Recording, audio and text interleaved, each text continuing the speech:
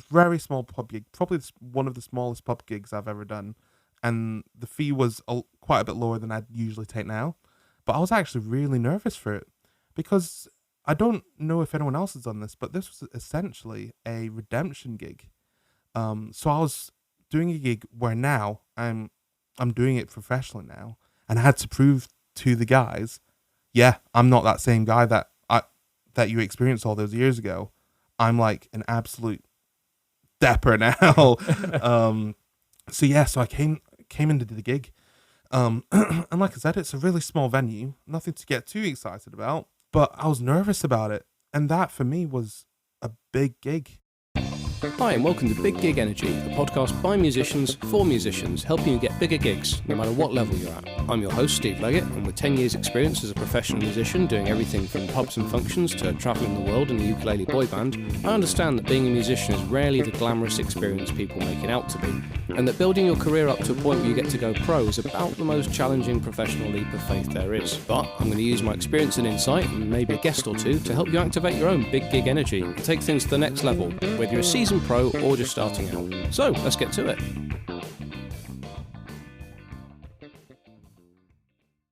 Well, hello there, and welcome to another episode of Big Gig Energy. This will be our second interview episode, and we've got the pleasure this week of being joined by a friend of mine. I've worked with him for getting on for 5 years now, mostly with the Funtime Frankies, a function band, the awesomest function band in the Northwest, if not the whole of the UK. But I've also worked with him on other projects, such as the House Band and Detroit Bar, and a couple of scratch bands over the years as well. Matt's an experienced drummer, and one of the nicest people I've come across in show business. He's a real pleasure to work with, and we get some really interesting insights over the course of this episode on exactly what it takes to be a great musician, besides just being a great musician. So without further ado, live from Rock Hard Studios in Blackpool, my interview with Matt Chung. So I'm here today at Rock Hard Studios in Blackpool with Matt Chung, drummer extraordinaire. Thanks for joining me, Matt. Thanks for having me, Steve, from one legend to another. Oh, you're too kind. So, how did you start off? What brought you into music? How did this all come about? So, when I was a kid, a little background about my life. So, I lived in Hong Kong when I was a kid. And then when I moved to Glasgow, because that's where I'm originally from, when I was in primary school, I was just in, I can't remember, I think it was a maths class or something. That doesn't matter. But I remember this guy walking into my maths class, just this random dude.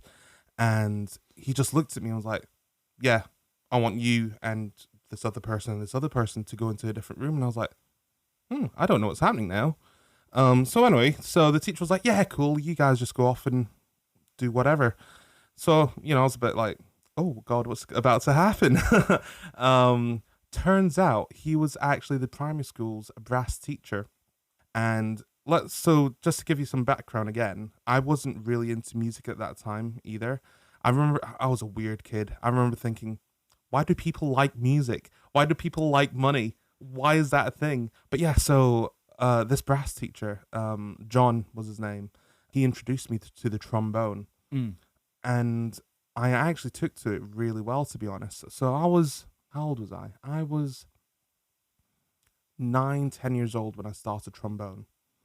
And I was classically trained back in the day, and then that went into, I went professional at a really young age on the trombone, because I was playing with Glasgow Symphony Orchestra when I was 12, 13. So I was like the youngest member by like a decade or two. It was pretty mental. And then I was like, yeah, kind of like music now. And then I reached high school. And that's where it went all downhill because I saw the drum kit, and just like a lot of kids, they're just like, oh my God, a loud instrument. I want to play that. That's such a cool instrument. I was like that, but I was also like, no, it really is cool. I want to take it over my trombone skills. Yeah. So that kind of happened. And then when I started drums, I started doing less on the trombone. So when I moved down to England, I kept doing drumming stuff, mainly in school and everything. And then when I got to uni, I met some of my closest mates I've got for life now. And one of them was actually drumming in a cover band. And I said to him, I was like, mate, that sounds like a dream. That sounds amazing. And how old was I? I was 22 at the time. because I've never done anything like that. I was like, mate, that must be amazing getting paid some pretty decent dollar to go gig and just have a party. Absolutely, And yeah. Yeah, and I was like, that's amazing. And then, we finished uni. And keep in mind, I haven't done like gigs outside of school and everything or uni. And then a year after I finished uni, I then got a call to do a gig. And it was purely from a recommendation, which was, I don't know if you've heard of it, but it was basically an Amy Winehouse tribute called Lioness, the Amy Winehouse Experience. Of course. And what happened with that is that, so that was technically my first gig, really, because I never really gigged before that. Again, I'm a really late bloomer, so I think at that point I was 25, 26, I think. And, like a lot of people that I gig with now, they've been gigging since they were early teenagers, and I envy that so much. But I don't regret anything, I've lived my life and everything. So I got this call. And it turns out that the reason I got the call was because the manager was actually one of my college teachers back at Blackpool in the Fylde College. And he knew that I was actually an okay drummer. And he needed one. And he knew that I'd be relatively free for it. And I was like, mate, that's amazing. Yeah, and then I remember him telling me it was like 3 figures. And for someone who's getting basically nothing, I was like, that sounds amazing. Oh my God, 3 figures, making that past 100. Yes. Yeah. But yeah, no, so that's how I got into gigging. I was really late, and then it just skyrocketed from there, really. That's interesting. Starting off from an orchestral background, I suppose really you did start quite early on if you were playing with an orchestra early on, just on a different instrument. Mm-hmm. How do you find the difference between the orchestral setting and presumably written music and then what you do now, mostly in covers bands and... Oh, they're literally worlds apart. So I'll take you back to high school because it's a very specific moment that happened to me where I realized, yep, these are not the same thing.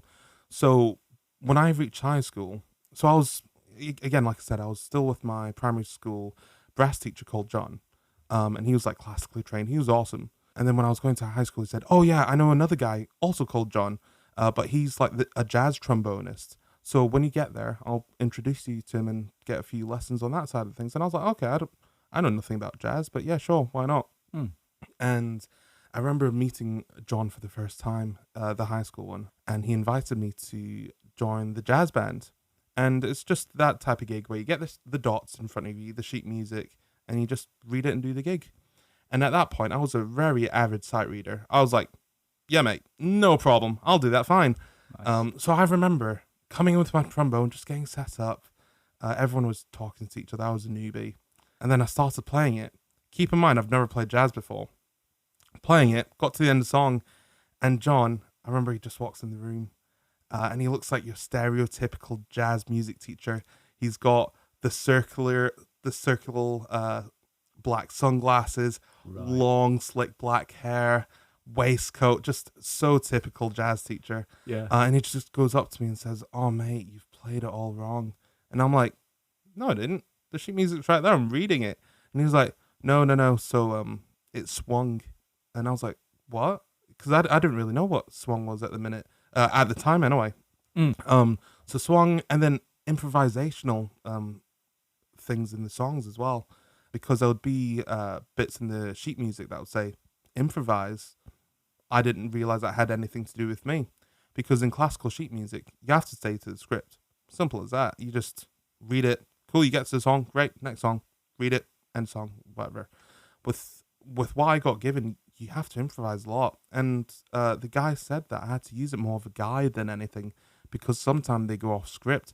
And that sent me sideways. I was like, oh, I'm not used to this. And it really challenged me. And that, in a way, really helped me getting to drums as well. Because I remember when I got into drumming around the same time, me and my mates all in school, like, we'd just jam with each other. And improvising was such a big thing. Because at the time, Red Hot Chili Peppers were massive. They just released Stadium Arcadium. Yes. And that was playing everywhere. And me and all my mates all loved that music. So we were like, oh, mate, we're going to make the next Red Hot Chili Peppers. And we just started jamming stuff out. And And I'd like to think that the reason I was so good at improvising at the time was because of that jazz teacher that showed me, like, no, you have to be off script sometimes with other sorts of music. Just opened you up to that whole other thing. Yeah. I find it really interesting, that dichotomy between the sort of the written music and the improvised music. And you often see it with classical players where exactly like happened with you. You say, take a solo, and you can just see the gears grinding and things. It's fascinating, sort of having played with you recently, with you on drums, me on bass, and knowing how you are now and how you can just completely improvise anything. It's amazing that you've swung from that and you've actually broken out of. Presumably, you can still read now. So with trombone music, so I started reading trombone music in treble clef, Right. and then I got transitioned over to bass clef. I don't know the edge. I don't think that matters anyway. And then I got showed how to read tenor clef and alto clef, which are really cool. Like, I admire people that read those sort of music, and I could sight read it back then.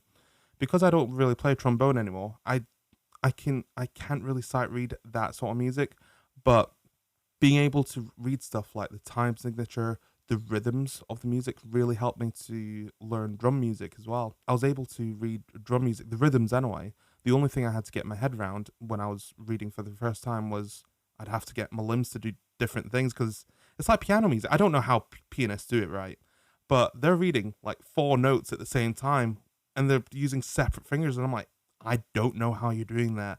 Like, let alone like I'm doing it with 2 hands more or less. Well, 4 limbs, but still. But yeah, no, so that helped me into reading music, really. Nice. And then it just helped you transfer as well. When you took up the drums, you were able to sort of read the music to get started, and then obviously inspired by the Chili's, you were able to sort of learn to improvise a bit more. And oh yeah, like as soon as I started drums, like I said, I started learning how to read music, and at the same time, Red Hot Chili Peppers helped me with the improvising side as well. So I love that because Stadium Arcadium, that was the album that got me into bass originally as oh, well. nice. Yeah. That was. I think I was aware of them. There was a lad in my school that could play Can't Stop, and I remember seeing him slapping that and just going, "That's cool." And then when Danny California came out, I was like, right. I played jazz piano at the time, and I was like, no, bass. This is it. I'm going to be a bass player. So that's cool. Nice. Amazing how things can come along and just sort of inspire people at the same time. Mm-hmm. Even though it's sort of looking back at their catalogue, it's not their sort of biggest release. It's not like Californication or, by the way, one of their biggest ones. No, but obviously looking back now, the marketing team at the time did a really awesome job. Because I remember being in Italy, and Stadium Arcadium was only just released, and it was Danny California was being played everywhere. But yeah, no, the marketing team was fucking top notch. Yeah, it was a cracking release. Wasn't Yeah, it? yeah, exactly. Oh, wow. So obviously, as you moved into the drum scene and things like that, one of the key questions I ask everyone, I'm going to be asking everyone on this podcast, is just sort of, what to you is a big gig? What makes a big gig to you? So, obviously, I'm going to assume that because you're asking different people this, they're going to have different answers. And I have a very specific answer for this that other people might not agree with. That's fine. So what I consider a big gig is gigs that I actually get nervous for. So it doesn't matter, to me anyway, if it's like a stadium. If I'm not nervous, it's not really a big gig because it just feels, like you're just playing kind of thing. But if I'm nervous for a pub gig, for example, that's a big gig for me. So I'll give you an example if that's okay. Far away, yeah. So basically, one of my very, very first, not very first, but early dep gigs back in the day, my drum dep gigs, I gigged with a ska band back then. And again, I wasn't a depper. I was very new to it. So understandably, I didn't do a good job. And plus, I was really young as well in the gigging scene anyway. So, I never got the call back. That's fine. You just move on and just do whatever. That was also a recommendation by my college teacher because he was actually the drummer for that band. Nice. So anyway, last month, God, time flies by. So last month, I get a call from the singer of that ska band saying, oh, hey, I've just talked to this person. Turns out that person was Stu. Stu was the bass player for Miami Winehouse thing. And apparently they were in a project together and they were talking, the singer was saying, yeah, I'm really struggling for a drummer for this gig coming up on Saturday. And Stu was like, have you asked Matt? And Joe was, well, I don't know what he said, but I can only assume it's, yeah, we did have him before, but he wasn't, up to scratch. And Stu, what a legend, he said, yeah, I do understand that, but Matt was new to the gigging scene. Now he's an absolute professional and he's got a great work ethic. Flattering to hear that. And the singer was just like, yeah, cool, I'll give him a call then. So I get a call, and I'm like, yeah, I'm free this Saturday. Awesome. Yeah, whatever. It's a local gig. It's literally a 7-minute drive for me. Absolute dream. And again, it was just a very small pub gig, probably one of the smallest pub gigs I've ever done. And the fee was quite a bit lower than I'd usually take now. But I was actually really nervous for it because I don't know if anyone else has done this, but this was essentially a redemption gig. So I was doing a gig where now I'm doing it professionally now, and I had to prove to the guys, yeah, I'm not that same guy that you experienced all those years ago. I'm like an absolute dapper now. So I came into the gig, and like I said, it's a really small venue, nothing to get too excited about, but I was nervous about it, and that for me was a big gig, and I can understand why that's not other people's big gigs, but yeah, so gigs that you feel nervous about. How did that gig go though? It went surprisingly well, considering that I had about 24 hours to prep all the material. So understandably, since the first time I played with them, I forgot all the songs. Of course, yeah. No, 24 hours to learn it. So what they usually do, I think, is that they usually rehearse with a dep drummer, which is fine. Each band can do it their own way. I usually just come to the gig and just do the gig. And yeah, they were it was interesting actually. So when I arrived, I saw some old and new faces because understandably over that time they might have changed members and all that. And all the new members like, oh hey, I've heard so much about you. You do like function gigs and everything, don't you? And I'm like, yeah, just keeping conversation. And then I see the older faces, and they basically go, oh hey, you're right. Yeah, we'll babysit you throughout this whole gig, which is fine because I'm not gonna lie, dude, I set the bar very low because I was not good back then. Right. And I was like, yeah, whatever. And then I remember we were doing sound check, and one of the guys just said to me, yes, when we do a sound check, we'll just do a verse and a chorus.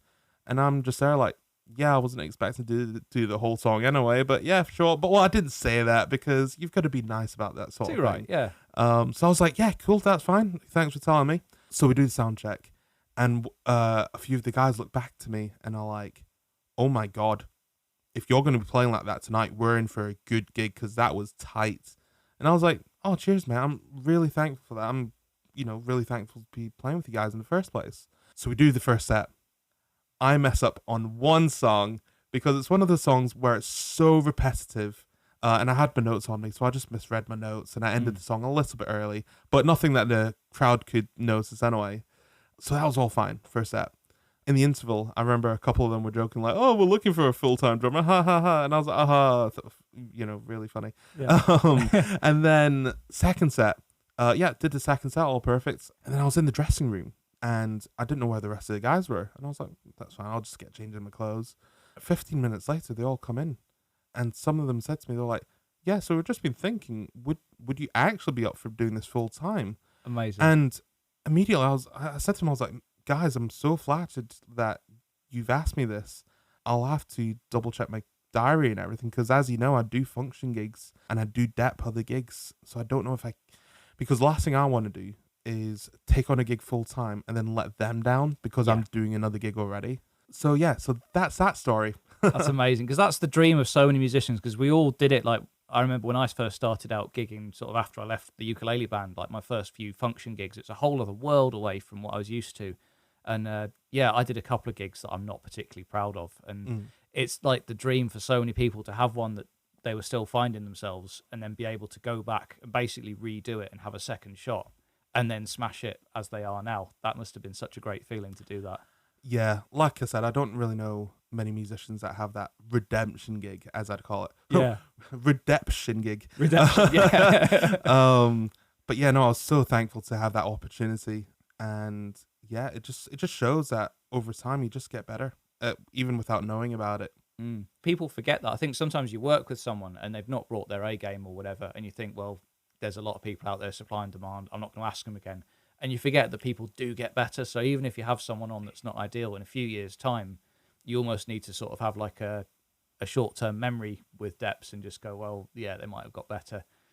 That said, I've worked with some people that have clearly been doing it for far too long and still haven't quite figured it out. So, yeah, without naming names or anything. But yeah, it's an interesting one. It's interesting because in terms of depping, I only think that playing good is actually half the job, to be honest. So what would you say to somebody looking to get into being a professional musician and to sort of basically gig for money?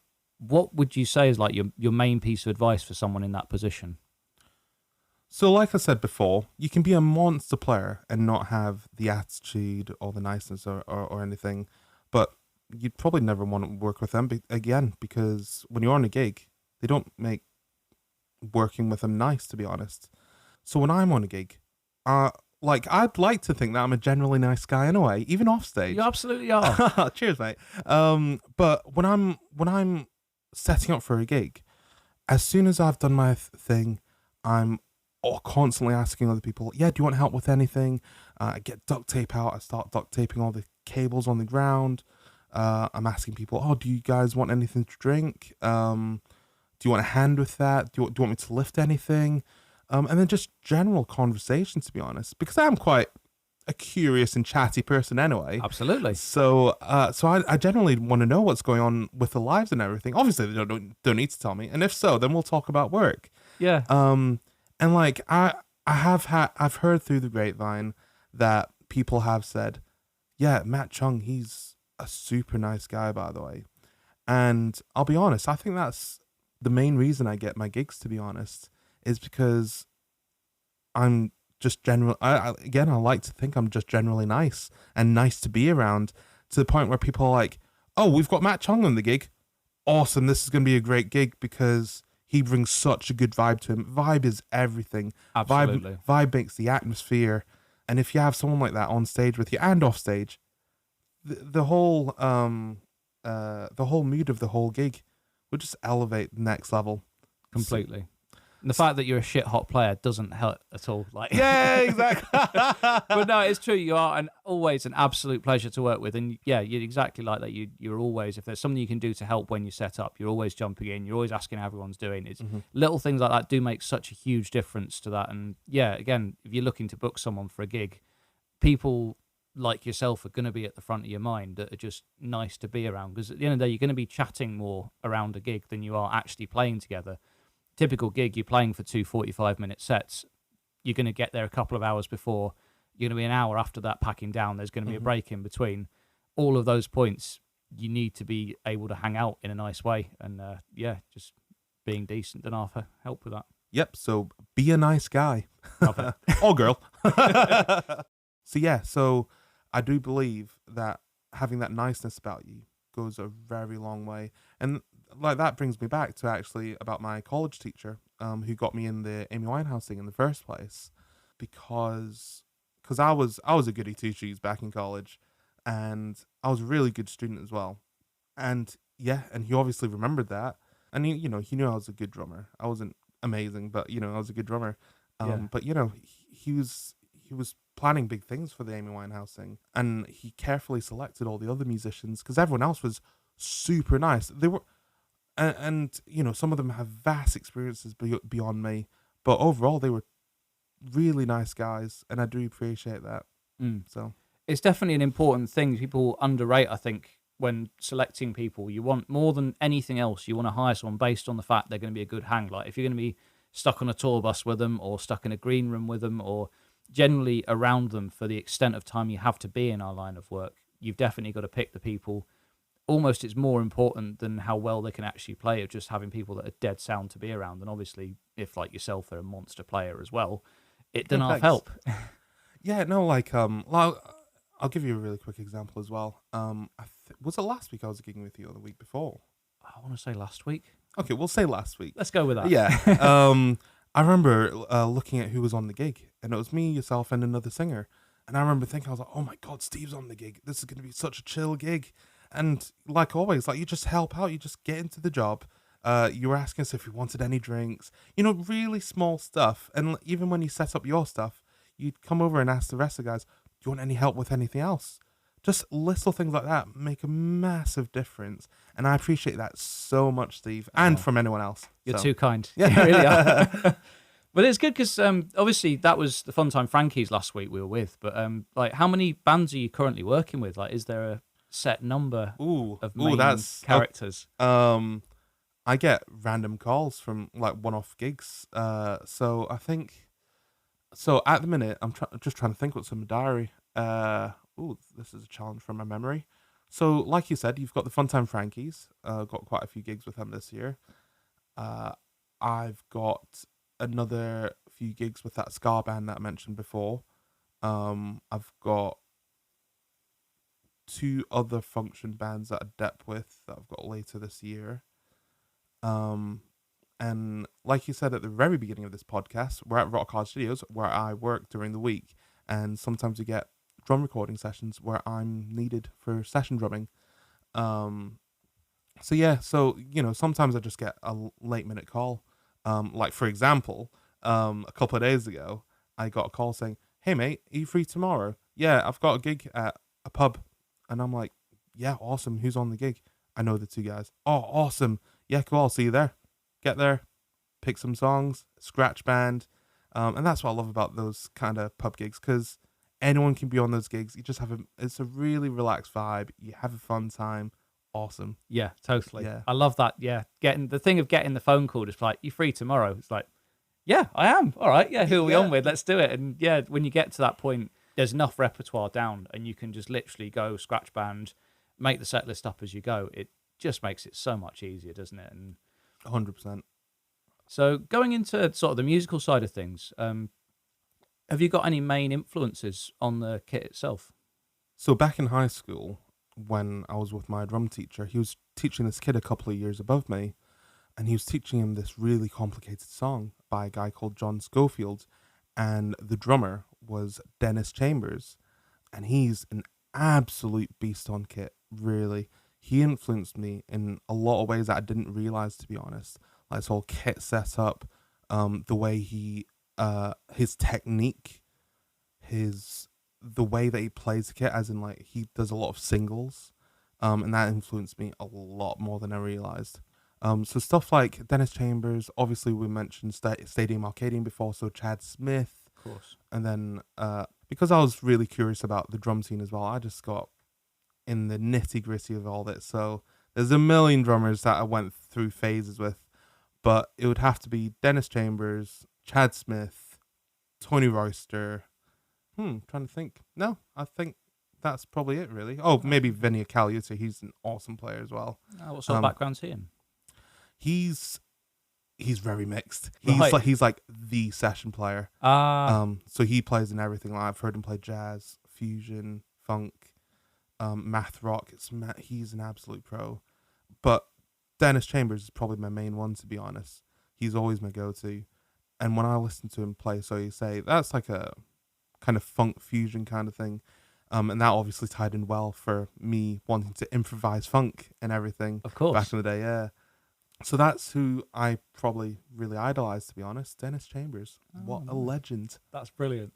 So, yeah, I guess we sort of get to that point. The final question I ask everyone on this podcast is just sort of off the top of your head. Doesn't have to be the greatest album of all time or your favorite album of all time, but just what's an album you'd recommend? So it's interesting actually, because when I listen to albums, there's usually, I probably like about 90% of all the things, and that's fine. You don't have to like all the songs. Of course. However, there's one album that I've listened to all the way through, and I loved every single moment of it. And it's actually an album by Wolfpack. Nice. Called it's not called anything. It's just called Live at Madison Square Gardens. Right. And that's an awesome album. I've listened to it again and again. And what I love about it is just the general vibe of it, because everything is really peaceful. the niceness of it. You can tell that they're all nice guys, and that comes across as well, because they do meditation halfway through the gig, and it's amazing. That's brilliant. And then again, it comes back to my funk background. They're obviously the kings of funk at the minute. But yeah, I would recommend that massively if you're into that style of music. That's so good, because I love Wolfpack, but I'm ashamed to say, a bit of a terrible Wolfpack fan. I've not actually listened to that one all the way through yet. I've heard it's amazing from so many people. You are just the latest, and a long line of people have said you should check this out, and for some reason I haven't yet. Oh, dude, you're going to have an amazing time. I wish I could listen to it for the first time over and over again, but yeah, you're going to have a good time if you listen to it. That's my car back playlist, I think. Yes, definitely. I'll get that on. Oh, that's amazing. Well, Matt Chung, thank you so much for coming on Big Gig Energy. It's been a real pleasure having you here. No worries. Thanks for having me. I'm privileged that I'm even on this. Thanks for having me at your studio. Yeah. Well, there you have it. Matt Chung, everyone. Really interesting interview. Thoroughly nice guy. Main point I take from that is just the importance of being a nice guy, of being a good person to hang out with when you're not playing, which will be the majority of the time that you're at a gig with the band. You need to be a pleasant person to hang about with, and you need to be able to offer to help. And I shouldn't be needing to tell you guys this. You already know, but it reinforces how important it is. And it just shows that as much as putting the time in, getting really good at your instrument is important, it's also important to work on your own personal development and make sure that you're the best possible version of yourself. And it's that people are going to be hiring, not just your chops if you have them. So huge thanks to Matt again for coming on the podcast. Massive thanks as well for inviting me to his studio and lending me some very sexy microphones to plug into my field recorder. Moving forward, we have only 2 episodes left in this series after this one. Episode 9 will be on the importance of getting contracts right and not basically signing a deal with the devil, literally as the case may be. And episode 10 will be a sort of season finale, which I'm currently planning, which I can't wait to record, which I haven't recorded yet. I probably should get round to that. But anyways, thank you so much for listening. Don't forget to subscribe and share and Instagram and whatever it is that you meant to do with podcasts.